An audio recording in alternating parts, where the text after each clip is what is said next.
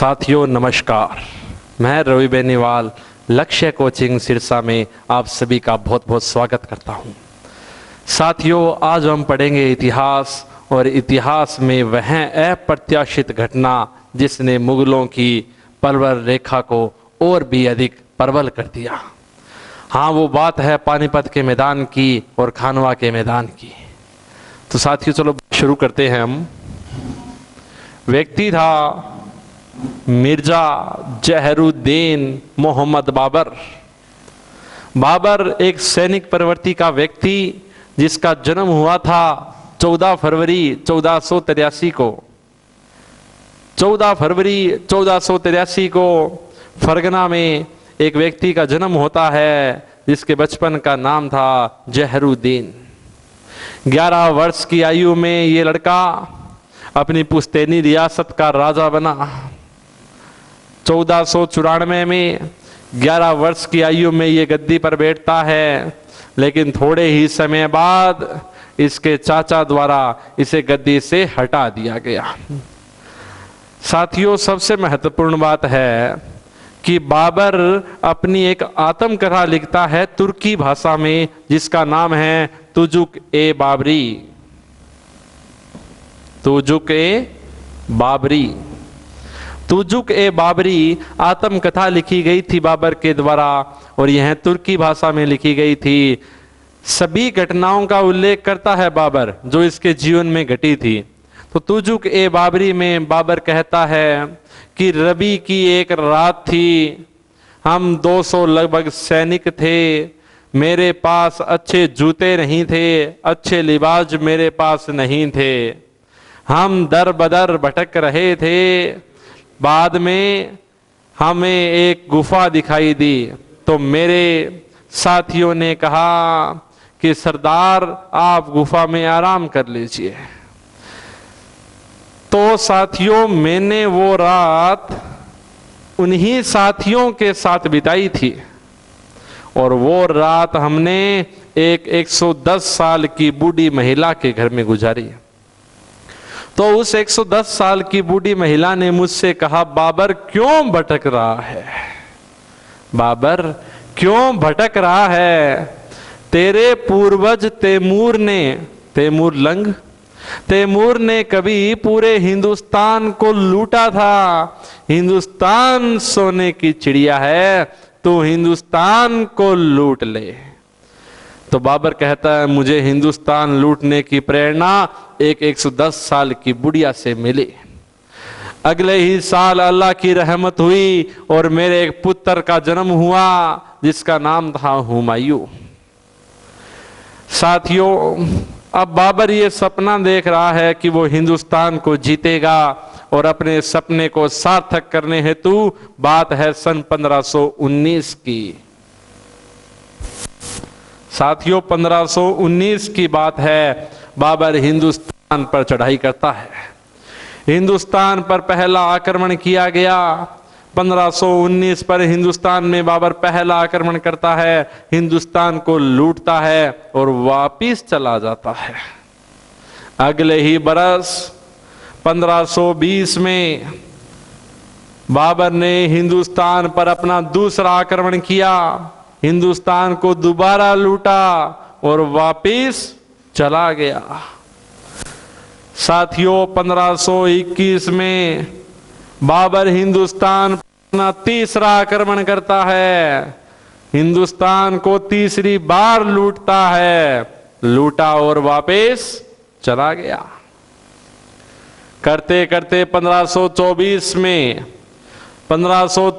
में चौथी बार हिंदुस्तान को लूटकर जा रहा है। तभी एक घटना घटी साथियों जिसने इतिहास का रुख ही मोड़ दिया।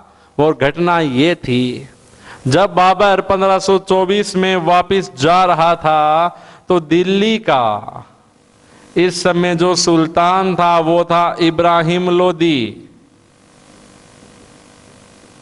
दिल्ली में इब्राहिम यानी का राज था और इब्राहिम लोदी यहाँ का सुल्तान था।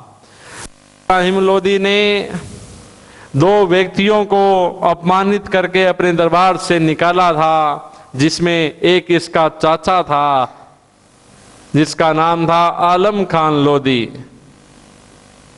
और एक पंजाब का व्यक्ति था दौलत खान लोधी। तो आलम खान और दौलत खान ने दोनों ने ये बैठ के बात की कि यदि हम अपने अपमान का बदला लेना है तो इब्राहिम लोधी को पराजित करना होगा, और पराजित उसे एक ही व्यक्ति कर सकता है जिसका नाम है बाबर। तो इन दोनों व्यक्तियों ने, आलम खान और दौलत खान लोधी ने, इन दोनों व्यक्तियों ने एक चिट्ठी भेजी बाबर के पास में और कहा, बाबर महोदय आप दिल्ली पर आक्रमण कीजिए, हम सहयोग करेंगे, दिल्ली आपकी होगी। बाबर यही तो चाहता था। 2 बरस बाद ही अप्रैल का महीना आया और अप्रैल के महीने में बाबर ने हिंदुस्तान पर चढ़ाई कर दी। 1526 में कहते हैं साथियों, अप्रैल का वो मंजर जिसमें तारीख थी 21 अप्रैल 1526, बाबर हिंदुस्तान में लूटता हुआ पंजाब से होता हुआ ये पानीपत के मैदान में आ गया है, और युद्ध होता है पानीपत का प्रथम युद्ध 21 अप्रैल 1526। तो साथियों याद रखने वाली बात है, पानीपत का आक्रमण हिंदुस्तान पर बाबर का 5वां आक्रमण था।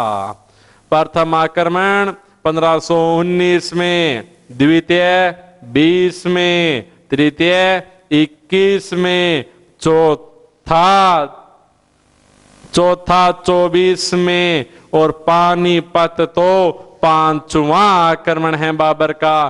पानीपत तो बाबर का 5वां है। दोनों की सेनाएं आमने सामने होती है। कहते हैं 21 अप्रैल का दिन था। पानीपत का मैदान इस बात का साक्षी रहा है कि किस प्रकार बाबर ने कूटनीतियों का प्रयोग किया और युद्ध भूमि में ही इब्राहिम खान यानी इब्राहिम लोधी को मार दिया गया। सल्तनत का एकमात्र ऐसा सुल्तान था जिसकी मृत्यु युद्ध भूमि में हुई थी। बाबर पानीपत के मैदान को जीत लेता है और हिंदुस्तान में मुगल वंश की नींव पड़ती है। साथियों, पानीपत के मैदान ने बाबर की और मुगल सत्ता की हिंदुस्तान में स्थापना तो कर दी, लेकिन बाबर अच्छी तरह जानता है कि जब तक वो उत्तर भारत के उस समय के सबसे बड़े राजा को हरा ना दे, सही ढंग से हिंदुस्तान का बादशाह नहीं बन सकता।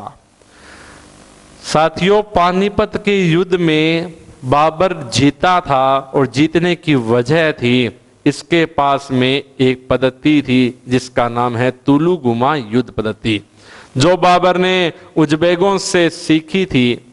बाबर जीता था क्योंकि बाबर के पास में अच्छी किस्म की तोपें थी। तोपों का प्रयोग करना इसने ईरानियों से सीखा था।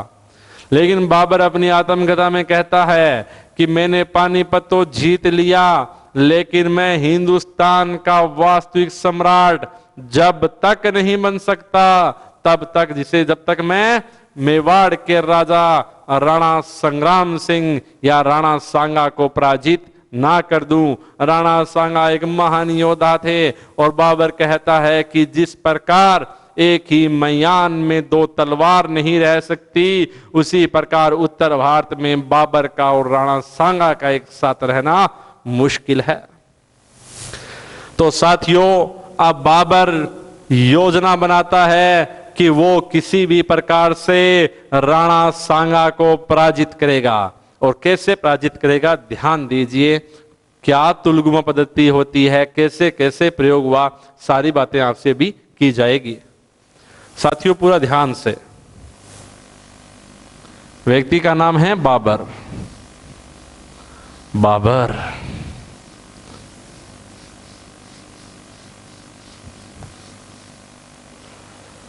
वह यह है, बाबर ने पानीपत का मैदान जीत लिया। कहते हैं कि अप्रैल का महीना था, 1526 का समय था।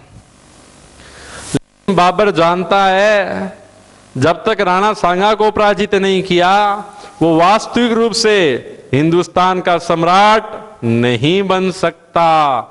इसीलिए बाबर अपनी सेना राजपुताना की ओर भेजता है और अगले ही बरस की बात है, यानी 1527 की बात है, और जगह थी बयाना।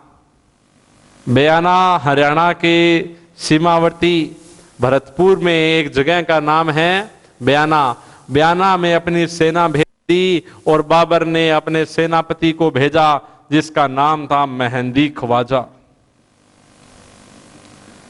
मेहंदी ख्वाजा बाबर का बहनोई भी था। तो जैसे ही बाबर ने अपनी सेना बयाना के मैदान में भेजी, मेहंदी ख्वाजा को भेजा, तो मेवाड़ से राणा सांगा भी प्रस्थान करते हैं और कहते हैं कि फरवरी का महीना था। साथियों, फरवरी का महीना था, 1527 का समय है, 15 फरवरी का दिन था।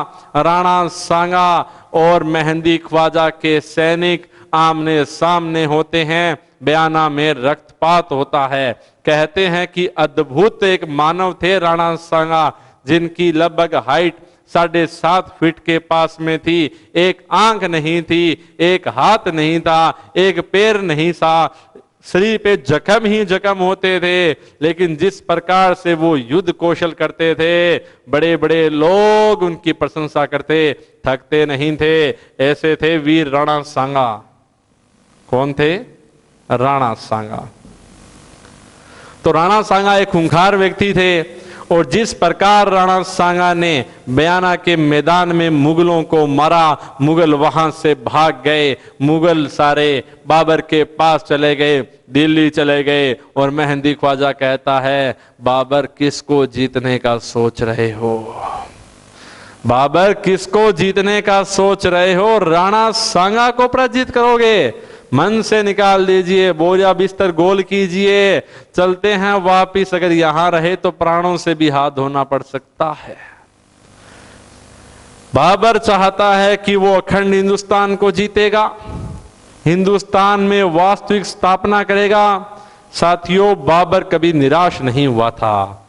बाबर एक सैनिक प्रवृत्ति का व्यक्ति था। बाबर लिखता है अपनी किताब में, तुजु के बाबरी में, तुर्की भाषा में लिखता है, वो कहता है कि जब मेरा सब कुछ छिन गया था, जब मेरा सब कुछ ही छिन गया था, तब भी मैंने हार नहीं मानी थी। रोजमर्रा के काम होते थे, अखाड़े लगते थे, कुश्तियां होती थी, मैं जैसे तैसे करके सैनिकों में जोश जरूर रखता था। तो बाबर कभी भी निराश प्रवृत्ति का व्यक्ति नहीं था। इसके बाद में बाबर के साथ, बाबर के ही प्रांत का एक व्यक्ति, एक ज्योतिष आया था जिसका नाम था मोहम्मद शरीफ।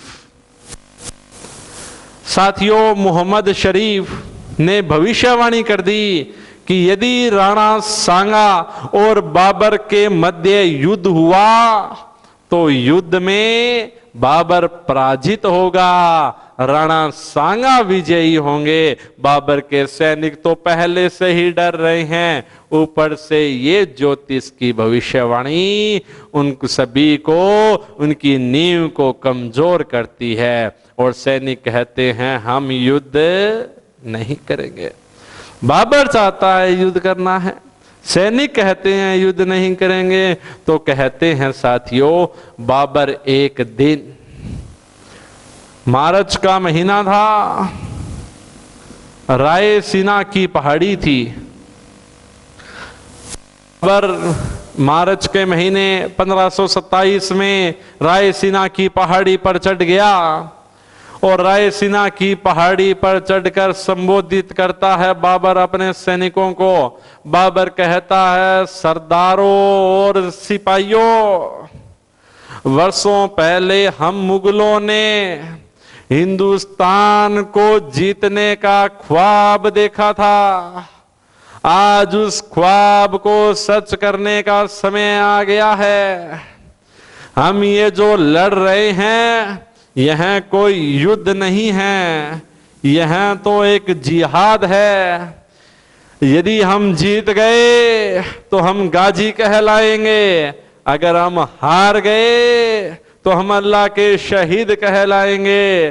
साथियों, यह मेरा आदेश नहीं है, ये तो उस अल्लाह का आदेश है। मैं सभी व्यापारियों का तमग्गा कर माफ कर दूंगा। मैं अपने जीवन काल में कभी शराब नहीं पीऊंगा। और ऐसा कहते हुए बाबर ने, कहते हैं, चांदी के प्यालों को वहीं पर तोड़ दिया। बाबर कहता है, सैनिकों, मैं सभी सैनिकों को एक एक साल का अग्रिम वेतन दे दूंगा, एक एक साल की मैं छुट्टी दूंगा।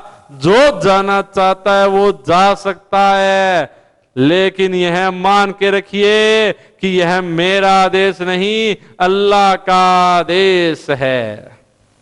जिस प्रकार बाबर ने सैनिकों को प्रबोध किया, केवल वहां से 2 ही लोग गए थे और सभी सैनिक, जैसे ही जिहाद का नारा दिया गया, धर्म युद्ध कहा गया, सैनिक तैयार हो गए कि हम चाहे मर जाएं, हम चाहे अल्लाह के शहीद हो जाएं, हम युद्ध जरूर करेंगे। बाबर ने कहा था, साथियों युद्ध करो, क्योंकि हम जीत जाएंगे, क्योंकि हमारे पास में तुलुगुमा युद्ध पद्धति है, हम जीत जाएंगे। मेरे पास में अच्छी किस्म की तोपें हैं, हम जीत जाएंगे, क्योंकि हम बंदूकों का प्रयोग करना जानते हैं। हम जीत जाएंगे क्योंकि हमारे पास में अच्छी नस्ल के तुर्की घोड़े हैं। हम जीत जाएंगे क्योंकि राजपूत मरना जानते हैं, लड़ना नहीं। जिस प्रकार बाबर अपने सैनिकों को प्रबोध करता है, सैनिक युद्ध लड़ने के लिए तैयार हो गए। अब ध्यान से समझिए बात को। गुप्तचरों के माध्यम से चित्तौड़गढ़ के किले में यह खबर पहुंची कि बाबर ने युद्ध को धर्म युद्ध कह दिया है, जिहाद कह दिया है।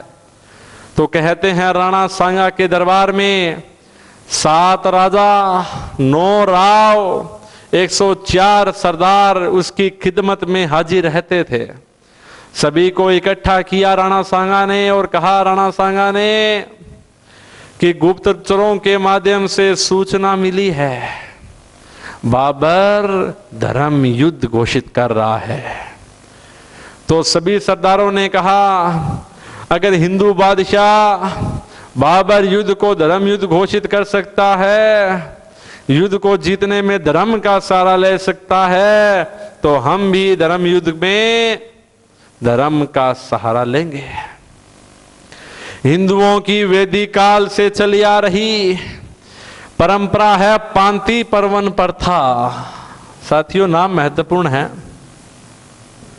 पांति पर्वन प्रथा, हम भी पांति पर्वन प्रथा का प्रयोग करेंगे और सभी राजपूत राजाओं को एक विदेशी मुसलमान के खिलाफ एक ही मंच पर लेकर आएंगे, युद्ध के लिए आमंत्रित करेंगे। सभी को कहते हैं कि चावल भेजे गए और राणा सांगा ने कहा कि आज अगर हम हिंदू एक नहीं हुए तो ऐसा कभी नहीं होगा कि हमारा एक छतर राज हो जाए, हम विदेशियों के अधीन हो जाएंगे।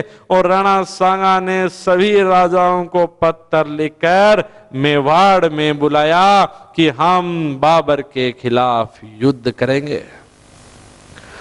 तो साथियों, कहते हैं राणा सांगा ने राजपूत राजाओं को बुलाना इकट्ठा किया।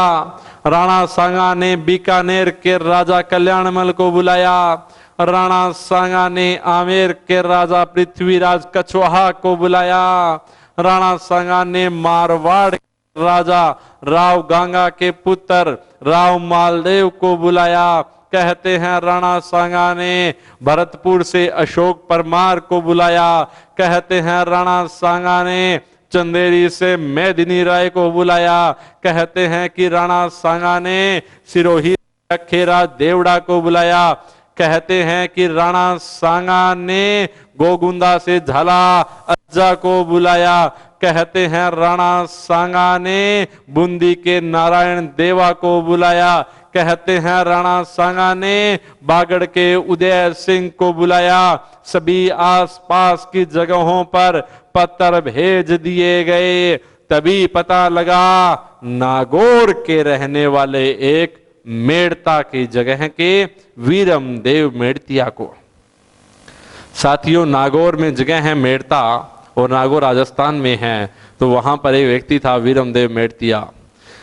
जैसे ही वीरम देव मेड़तिया को इस बात का पता लगा कि एक महान धर्म युद्ध होने वाला है, सभी राजपूत राजा अपने धर्म का निर्वहन करेंगे, लेकिन उसे अफसोस होता है। मेड़ता के लोगों ने, वीरम देव मेड़ता ने राणा सांगा को पत्र भेजा और कहा, राणा सांगा, इस बात की दुश्मनी है, क्या आप हमें इस काबिल भी नहीं समझते कि हम युद्ध में भाग नहीं ले सकते? आपने सभी राजाओं को बुलाया है, तो हमें क्यों नहीं बुलाया? हम चाहते हैं इस धर्म युद्ध में कुछ आहुतियां मेड़ता के खून से भी दी जाएगी। और ऐसा कहते हुए कहते हैं वीरम देव मेड़तिया अपना कवच लेकर युद्ध भूमि की ओर सीधा ही प्रस्थान करता है। साथियों, सभी राजाओं को राणा सांगा ने दरबार में बुला लिया और राणा सांगा, जैसा कि मैं आपको बता चुका हूं कि वो एक अपाहिज व्यक्ति था। राणा सांगा ने सभी लोगों से कहा, साथियों, आप अच्छी तरह जानते हो कि यह युद्ध कोई साधारण युद्ध नहीं है, और मैं एक अपाहिज, एक विकलांग व्यक्ति हूं। अगर किसी के मन में संशय है तो वो खुद युद्ध का नेतृत्व कर सकता है। जिस प्रकार एक खंडित मूर्ति पूजनीय नहीं होती, उसी प्रकार एक खंडित व्यक्ति युद्ध का नेतृत्व करने के लायक नहीं होता। राणा सांगा ने विचार रखा। सभी सैनिकों और सामंतों ने कहा, महाराज, ये आपकी वीरता है, उदारता है, ये आपके जो जख्म है सब फूलों के गुच्छे हैं, आभूषण हैं आपके। अगर ऐसा किसी के साथ है तो वो महापुरुष है, और हम तहे दिल से चाहते हैं युद्ध का नेतृत्व आप स्वयं कीजिए। तो राणा सांगा युद्ध की रणभेरी बजाता है और सेना चित्तौड़गढ़ से प्रस्थान करती है, खानवा के मैदान की ओर आती है। देखिए साथियों, खानवा के मैदान में क्या होता है।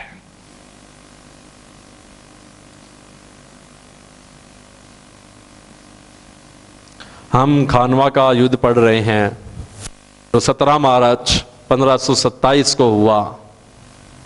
युद्ध का नाम है खानवा। खानवा रूपवास तहसील भरतपुर में पड़ता है।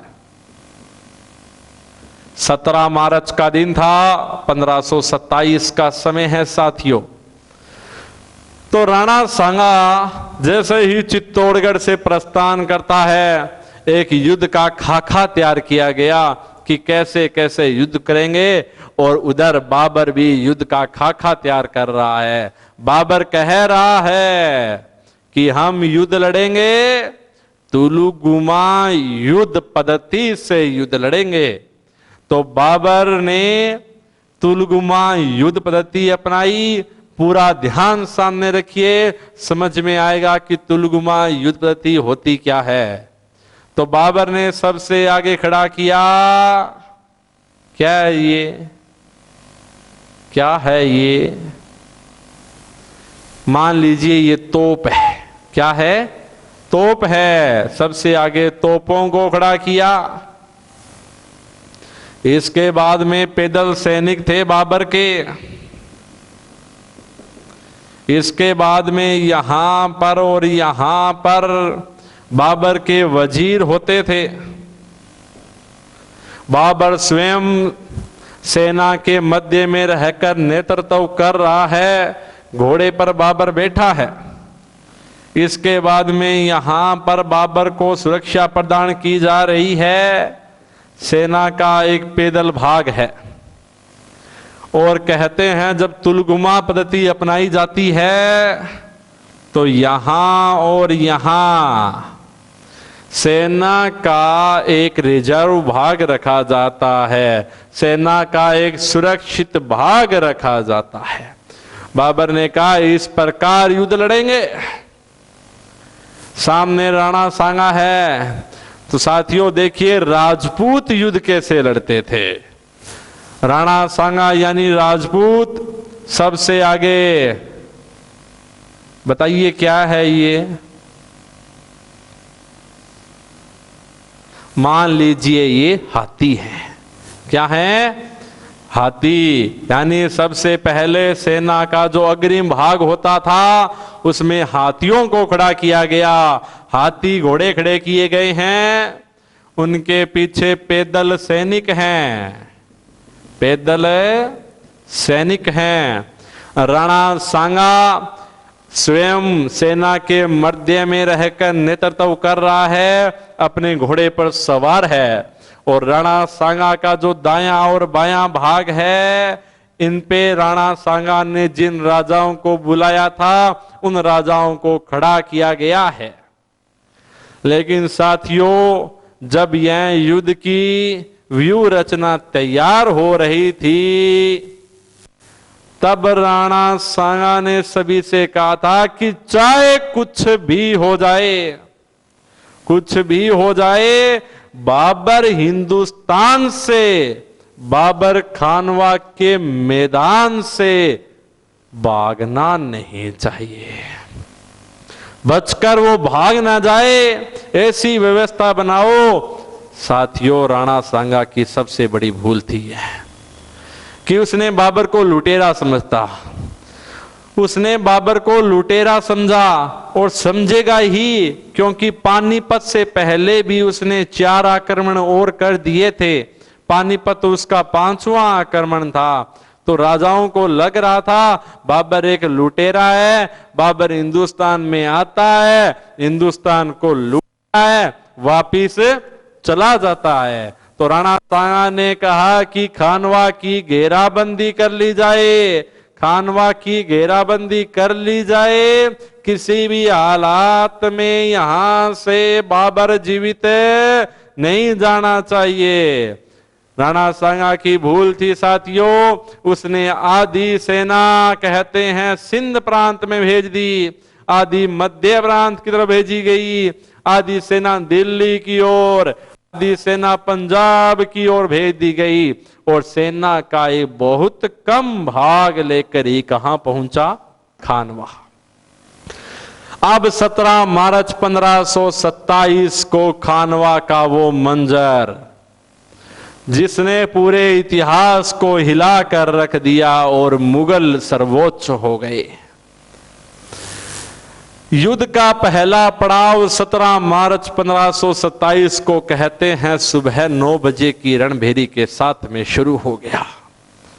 जैसे ही युद्ध की शुरुआत होती है, राजपूतों में जोश था। बाबर अपने तोपचियों को कहता है, मुस्तफा अली, एक का नाम था उस्ताद अली, इन तोपचियों को कहा कि तोपों का प्रयोग करो। लेकिन राजपूतों में जोश था। जैसे जैसे पहला पड़ाव हो रहा है, राजपूत जीतते जा रहे हैं, राजपूत जीत रहे हैं। बाबर निराश व्यक्ति नहीं था, बाबर निराश व्यक्ति नहीं था, सैनिक प्रवृत्ति का व्यक्ति था। बाबर ने अपने तोपचियों को बुलाया और कहा, तोपचियों ऐसा आज क्या हो रहा है? तोपचियों ने कहा कि राणा सांगा के पास वे कभी कोई तोप तो नहीं है, लेकिन वो कुछ जानकार हो गए हैं इस चीज के।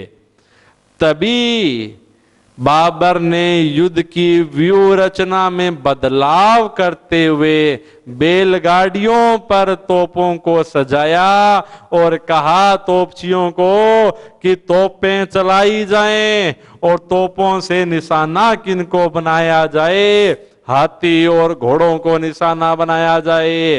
हाथी घोड़ों पे तोपों के गोले आके बरसने लगे, हाथी घोड़े ये मरने लगे, तो मरकर ये अपनी ही सेना को कुचलने लग गए।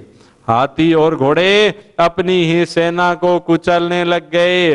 जैसे ही इस वृतांत को राणा सांगा ने देखा, राणा सांगा को दुख होता है कि उसी के हाथी घोड़े उसी के सैनिकों को मारते हुए जा रहे हैं। तब ये राणा सांगा स्वयं घोड़े पर सवार है। कहते हैं इसके पास में कमांडर नाम का त्रिशूल था, कमांडर नाम का त्रिशूल था। राणा सांगा घोड़े पर बैठा है और राणा सांगा सोचता है कि वो इस प्रकार अपने सैनिकों को मरता हुआ नहीं देखेगा और राणा सांगा बाबर की ओर अपना घोड़ा दौड़ाता है। राणा सांगा अपना घोड़ा दौड़ाता है और कहते हैं कि 8 मुगल श्रृंखलाओं, साथियों महत्वपूर्ण बात है, 8 मुगल श्रृंखलाओं, एक श्रृंखला में 600 सैनिक होते हैं, तो 4800 सैनिकों को मारकर और घायल करके राणा सांगा बाबर को मारने की चेष्टा कर रहा है। जैसे जैसे बाबर के पास में पहुंच रहा है, मुगलों में खलबली मच रही है। तभी कहते हैं बाबर के साथ में कुछ राजपूत मिले हुए थे, राणा सांगा के साथ में विश्वासघात करने को वो तैयार थे। और इसी प्रकार एक नागौर का हरामजादा था, खानजादा।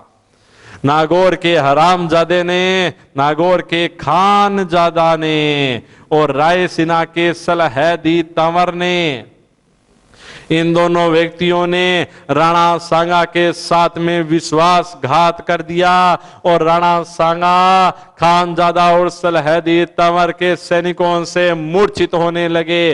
राणा सांगा मूर्छित होने लगा।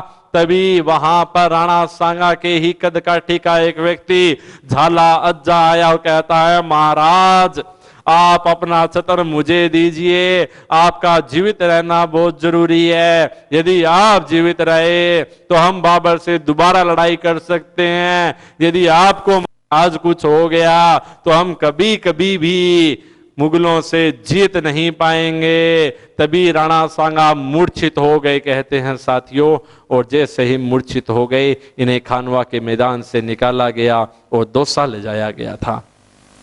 सभी राजपूतों में इस बात की खलबली मच गई कि राणा सांगा युद्ध भूमि से चले गए हैं। झाला आजा ने अपनी मेवाड़ी धरा का पुण्य धर्म निभाया और स्वयं को वीरगति को प्राप्त कर लिया।